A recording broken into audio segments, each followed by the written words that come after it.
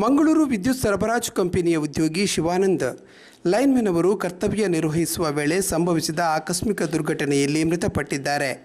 ಮೃತ ಶಿವಾನಂದ್ ಅವರು union Bank of ಇಂಡಿಯಾದ ಕಾವೂರು ಶಾಖೆಯಲ್ಲಿ ತಮ್ಮ ವೇತನ ಉಳಿತಾಯ ಖಾತೆಯನ್ನು ಹೊಂದಿದ್ದು, ಆ ಖಾತೆಗೆ ಸಂಬಂಧಿಸಿದ ವಿಮಾ ಸೌಲಭ್ಯಗಳ ಅನ್ವಯ ಅವರ ಕುಟುಂಬಕ್ಕೆ 1,20,00,000 ಮೊತ್ತದ ವಿಮಾ ಪರಿಹಾರವನ್ನು union Bank of India Mangaluru ವಲಯ ಮುಖ್ಯಸ್ಥರಾದ ರಾಜೇಂದ್ರ ಕುಮಾರ್ ಅವರ ಮಾರ್ಗದರ್ಶನದಲ್ಲಿ ಬ್ಯಾಂಕಿನ ಪ್ರಾದೇಶಿಕ ಮುಖ್ಯಸ್ಥರಾದ ಶ್ರೀಮತಿ ತೇಜಸ್ವಿನಿ ವಿಸಿ ಅವರು ಮೆಸ್ಕಾಂ ವ್ಯವಸ್ಥಾಪಕ ನಿರ್ದೇಶಕರಾದ ಆರ್ ಜಯಕುಮಾರ್ ಅವರ ಸಮ್ಮುಖದಲ್ಲಿ ಹಸ್ತಾಂತರಿಸಿದ್ದಾರೆ.